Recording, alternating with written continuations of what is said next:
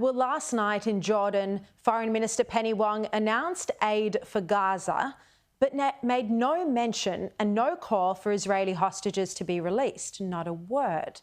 The Foreign Minister prepared statements to the media about what she intended to raise in her meeting with the Jordanian Deputy Prime Minister.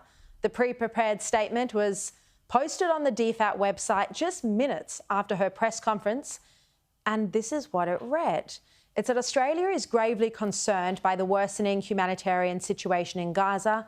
Australia continues to call for the safe and unimpeded humanitarian access to affected populations and further humanitarian pauses to enable the scaled-up delivery of aid, safe passage for civilians and the release of hostages.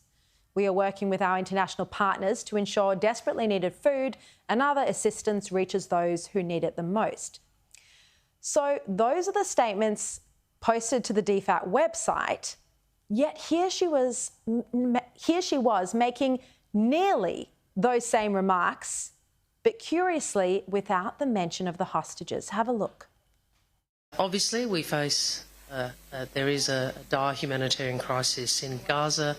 His Excellency mentioned the UN figures which show the number of people in Gaza who are starving and those at risk of starvation.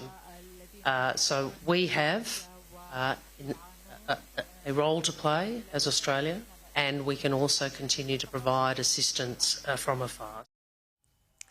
Makes you wonder why Penny Wong failed to raise the release of the Israeli hostages while standing alongside the Jordanian Deputy Prime Minister. I mean, did she lack the courage to raise this important issue?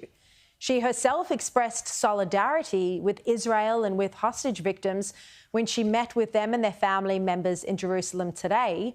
So why leave out this important point in the first major media address of the trip, and when in Jordan? Well, Shadow Minister for Defence Andrew Hastie joins me now. Andrew, what do you make of Penny Wong's approach to her trip to the Middle East, where she seems to be lecturing Israel when she's in Israel, but then doesn't raise the hostages when she speaks to members who are, on the other side? Good evening, Sharri. Well, this fits with the pattern of leadership or lack thereof that we've seen from the Albanese government since October 7th. As your viewers would know, the Parliament came together in October and passed a joint motion through the House and the Senate condemning the attacks. But what we've seen from this government has been a slow response around the moral issues with October 7th. We've seen them slow to get to Israel itself. Penny Wong took a couple of months to get there. And now she seems to be equivocating when she's on the Jordanian side of the Jordan River, and that's a problem. And so this is really a precise time, and we need clarity here. October 7th was an attack by Hamas that was unprovoked, and it was cold-blooded murder.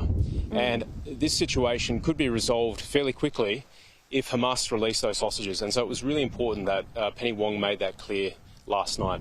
Yeah, but instead there seems to be more priority to giving millions and millions and millions of aid that we don't even know whether it's reaching innocent Palestinians, civilians, and, or if it's being redirected by the governing body in Gaza, which we know is Hamas.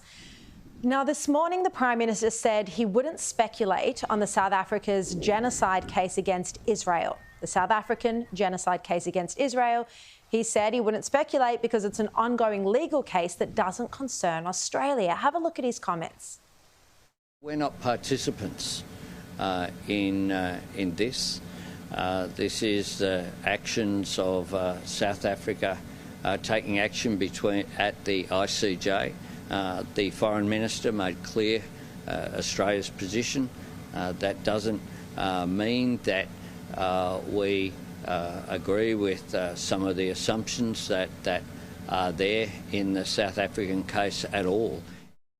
I mean, Andrew Hastie, why can't he just say very clearly that there is no genocide from Israel? Why does he have to weasel and mix and, have such complicated words like that? Just come out clearly and say there is no genocide from Israel. South Africa is out of line. Well, that's precisely the point. There's a lack of leadership and a lack of clarity here. The Prime Minister is our national leader. We are a regional power. We do have a voice on the international stage. And it's important that countries like Australia are very clear on this. Israel is not committing genocide against Palestinian people. In fact, they're responding to October 7th, which was an unprovoked attack by Hamas, which saw the slaughter of innocent men, women and children. And we uphold the right of Israel to defend itself. Now, the Middle East is a very complex place, but if one thing is clear is that October 7th was an unprovoked terrorist attack. That's very clear, and Israel has the right to respond. Absolutely, and thank you for your strong comments on this topic. Now, we know that Albanese has been cozying up to China. Well, China's ambassador to Australia, Xi Xian, made a rare public appearance at a press conference today, and he made demands of Australia that we stop interfering in maritime disputes involving the South China Sea and stop commenting on Taiwan's elections. Here he was. We're ready to compromise. We're ready to show flexibility on many issues, for example, in trade issues, but on the question of Taiwan, there's no room at all for us to show flexibility or to make compromise because it involves China's sovereignty and territorial integrity.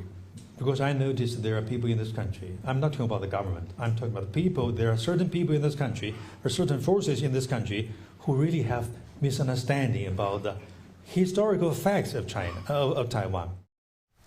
Well, another misunderstanding he spoke about was he denied there was any solar attack on Australian Navy personnel. I mean, Andrew, how can he make such a blatantly false claim? This was a good case study in gaslighting, Sharri, because it's not a matter of supposition that the sonar attack on our sailors occurred. It's a matter of fact. I've had the briefing. It's very clear. So that's false. The sonar attack on our Royal Australian Navy sailors did occur. It's China who has blocked our exports. It's China who has detained Australian citizens without proper process. So for us to get a lecture is pretty rich, I must say. It's also China who's preemptively warned us about Taiwan. So I think we just continue doing what we do. We're a friendly country. We want relationships with everyone, including China, but always from a position of strength. And always from a position of principle, which is very, very clear. Mm-hmm. Look, just quickly before you go, you're obviously Shadow Defence Minister. How concerned are you about the Australian government's response to helping our US allies with this conflict in the Red Sea and the Houthi rebels? Sharri, I think we've shown a lack of leadership here. For the last 30 years, we've always sent a naval vessel in support of counter-piracy or counter-terrorism operations in the Middle East. This government, the Albanese government, has broken with that tradition of 30 years. And so for us not to be doing the heavy lifting is, I think, pretty woeful. I just reflect on the US Navy SEALs, two of them who were lost last week, and they're still missing in the Gulf of Aden whilst doing an interdiction of missile componentry that was headed for Yemen from Iran to assist the Houthi rebels attacking our shipping and our shipping lanes. So we're not doing enough, and this happened whilst we still don't have those promised ADF personnel in Bahrain yet. So this government is weak, and they need to step up, and they're not doing their job in securing our interests. Yeah, denying in December to send a warship over there. Now, just yesterday, we find out that instead of tripling the number of Navy personnel, it's just 1 or 2 office workers who are over there in non-operational roles as well.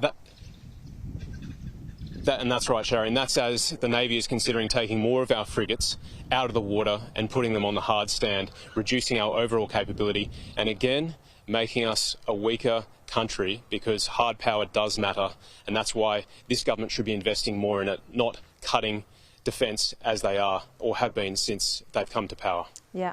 I've got to say, Andrew, it looks beautiful, the backdrop where you are now, so have a wonderful rest of your evening and thanks for your time.